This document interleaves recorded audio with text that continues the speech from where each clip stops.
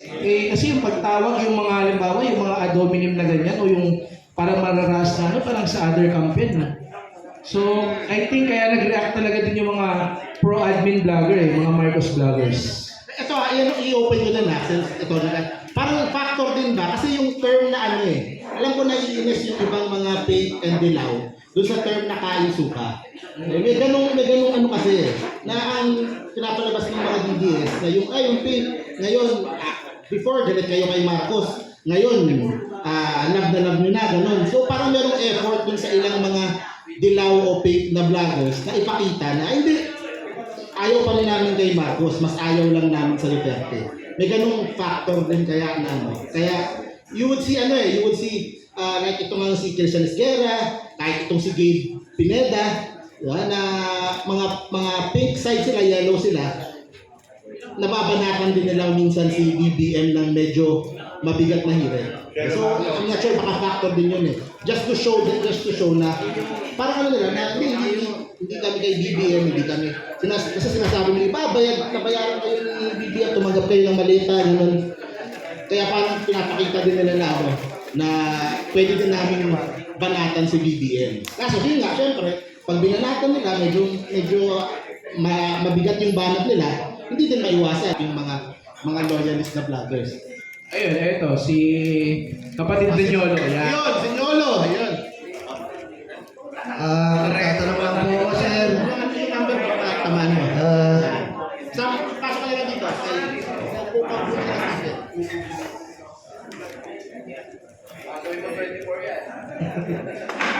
Yan. Hindi, maraming salamat mga idol kasi ang masasabi ko lang, unang-una, Ano po ang sasabihin ng ating guest, distinguished guest? ang masasabi ko lang po, ako po si Nyolo, maraming salamat po. Ito, unang-una, Sir Christian, Hegerian, models, unang-una, topic, Christian Esguerra, boring siya. Boring talaga. Totoo, pare, alam niyo naman, nagpa-vlog tayo Christian, kaya mag-solo ng vlog. Hegerian, kaya magdala ng vlog. Models, kaya pag siya wala si Yamas, patay ang channel. Wala. Patay. Sorry, pre. Sorry talaga. Direkta lang tayo. Number 2, punto lang po. Tanga o kasabwat. Kasi po, yung choices, wala kang pagpipilian. In 4 years ng term, eto, nagdilaw ang page, makinig po kayo. Nilaban nyo yung EJK, di ba? Nilaban nyo. Si Hegerian, alam yan. If ang admin, pinasbay yan, wala. Pero, hindi ba na-realize niya, etong EJK, nagbunga dahil din sa admin? Kasi pwedeng taglayin yan Pwedeng lakaran lang, dekma di ba? Pangalawa, West Philippines tayo. Pwedeng, anong ginawa ng dating administrasyon? Yung papel, itatapon sa basurahan, papel lang yan, tama? Pero ang admin, nandito, nakasuporta, huwag tayong yuyukod. Saan parte ang tanga o kasabwat? Di ba? Saan parte yung tanga? Saan parte yung kasabwat? Di ba malinaw naman? Ngayon sa flood control tayo. Kasi tayo, mga kapatid, dumating tayo na may kurakot ng mga politiko. 10% sa project, di ba? 20% sa flood control. Dumating tayo sa punto, 100% kinukuha. Di ba? Yung sinasabi niya kasabwat, nagalit ang Pangulo kasi 100% na kinukuha Dati pa 10 lang si congressman. 20-20. Dumating tayo sa 100%, walang ginagawa, ghost. So, alam naman natin ang sistema kung paano process ang nasabing budget, nagbibito, nagpo-for later release ang Pangulo. Alam naman natin So, wala siyang argumento bukod sa boring siya. Yun lang mga kapatid. Diba? Diba? Umagri Amen. Ay, wala. Diba, pre? Kasi pwede namang sabihin isa lang choices. Kasabwat, madaling Pero tanga o kasabwat, saan pipili? Diba? Sa apat na taon, tanga o kasabwat. Di dapat wala yung isa yun sa ICC. Kung tanga. Di dapat wala tayong West Philippine Sea. Kung tanga. walang kibuloy, walang alis ko, walang pogo, punta ka. Wala sa argumento. At boring ka. Yun lang. Wala si Yamas. Wala si Yamas. Na nga. Walang guest. Na nga. Yun lang po. Thank you. Ayun. Mr. Christian Esguerra, since nasabi niyo na, di ba, na ang ating Pangulo ay tanga, kasabwat, ako, I would like to leave a challenge kay Mr. Christian Esguerra because I think naman it's safe to say that he is one of the most famous political blogger in the Philippines. Why don't you run in the 2028 elections as a senator and pakitaan mo kami ng isang politiko na hindi tanga at hindi magiging kasabwat? Yun lang ang huling mensahe ko kay Mr. Christian Esguerra. Thank you, Stephen. Ayun, pang-therapy na. Journalist naman daw siya. Journalist siya. Journalist. Ako hindi ko alam eh. Hindi ko kasi, I haven't had the chance to meet Christian Esguerra. Kaya hindi ko din masabi kung boring. Ayun, sige.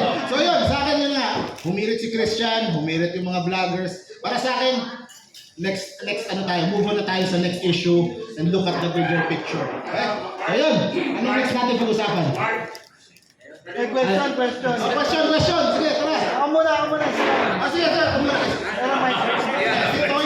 Question ba yan o statement? Manifestation ata yun eh. Question kay Sir. Si Batang Maynila to, it's Richard Hidarian.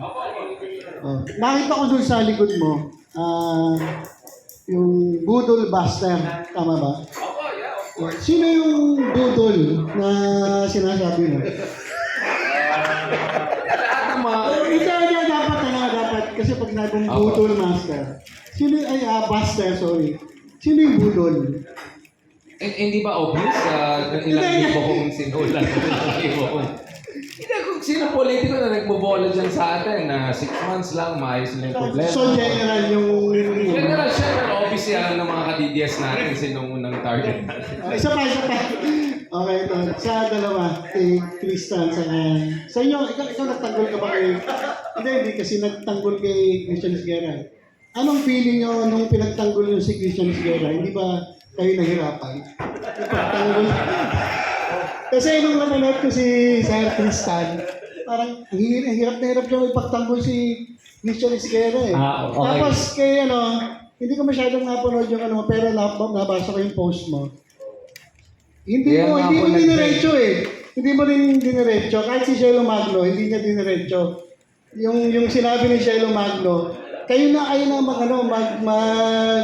tawag dito, maghusga, pero wala siyang directly na sinabi na tanga ang presidente, gano'n. So, hindi ba mahirap ipagtanggol? Actually, to begin with, alam mo, hindi ko naman akalain na pinagtatanggol ko siya. Yung ginawa ko yung opinion ko, nakita ko lang talaga yung dalawang panig. At nakita ko lang yung punto ng dalawa. At kumbaga, naintindihan ko yung sama ng loob ng mga vloggers doon sa sinabi niya. Naintindihan ko kasi kahit ako parang lutong eh. Alam mo pag Tagalog, gano'n mas malutong?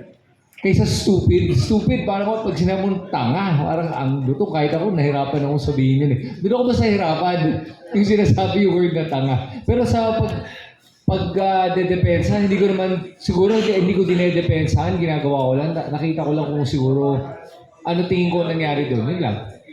At saka kaya naman na-depensahan ang sarili niya, hindi naman niya ako kailangan para depensahan siya eh. Si Chris Ulo. Chris, ito, pakita ka. Yan. Ingat lang sa number 42. Ikaw, buwan na. Sige, tara. Join us. Yan. Yeah, Chris Ulo in the house. Para medyo sikat na konti na. Dalawang Chris. Magandang gabi, mga kababayan. Una sa lahat, pwede bang batiin muna natin ho ng maligayang kaarawan ho si Mark Gamboa, also known as Models of Manila. Happy birthday. Wala, happy birthday ganda sa'yo. At, saan ba yun? Yung boss ko? Gusto ko muna i-congrats yung bagong appointee ng PCO bilang Assistant Secretary. Walang iba. Boss Mike Cervera is in the house. Palakpakan! Okay. Hype na. Okay, ito mga kababayan, napaka-importante ho nito. Itong ating ipapaliwanag. Ha? Kasi nga, naging viral trending ho itong si vlogger na si Christian Esguerra. At the same time is lehitimong journalist. Siyempre mga kababayan, pag sinabi mo nating journalist, isa ho itong mamamahayag ng Pilipinas. Do you agree? Press Yes. one. Do you agree? Si Christian Esguerra ho, hindi ho basta vlogger. Isang journalist. Ngayon mga kababayan, ang pinaglalaban ho natin dito, hindi about ho criticism kay Pangulong Bongbong Marcos. Wala hong problema kahit i-criticize ni Christian Esguerra si Pangulong Bongbong Marcos. Kahit ultimo si Pangulong Bongbong Marcos, ang sabi niya, tinatanggap niya ang criticism. Sinabi niya 2022, tatandaan niyo? Press 2. Hindi, kaya ako nagpe-press ng gano'n pag nagla-live ako. Doon ko kinukuha na kung saan nagipag-ugnayan sa akin yung mga viewers. Okay. Ngayon, mga kababayan, ito. About criticism ni Mr. Christian Esguerra kay Pangulong Bongbong, hindi na pinaglalaban ko. Ang pinaglalaban ko rito, napaka-importante ho nito mga kababayan. Ayokong manormalize sa bansang Pilipinas na isang journalist nag-a-address ng tanga sa presidente. Nakuha niyo? Yeah. Although wala siyang pinapasukang TV News Network or News Department katulad ng ABS-CBN, GMA, TV5, or ABC5 or Billionaire News Channel, although wala siyang pinapasukan, still pinangahawakan, dinadala niya yung pangalang professional journalist. In fact, sa kanyang FB page, may nakalagay na journalist. Di ba? Yes. So, ang pinaglalaban ko ho rito, okay lang sana kung DDS vlogger. Or isang tambay or kung sino man na nagsabi ng tanga kay Pangulong Bongbong Marcos. Walang problema. Ang problema kasi rito, isa ho itong journalist, mamamahayag. Gusto ho ba nating manormalize sa Pilipinas na isang journalist nag-a-address ho ng tanga sa presidente? Pinalusutan niya yan. Ano sabi niya? Conditional daw yan. Kung sakaling malusutan. Ang sabi ko naman, ganun ba ka-brutal ang utak mo? Kapag ka nag-conditional ka sa isang tao, ang maiisip ko agad turn word is tanga. Parang ganito lang. Halos ka ng bahay, may mga alaga kang aso, no? Ang bantay, lola mo.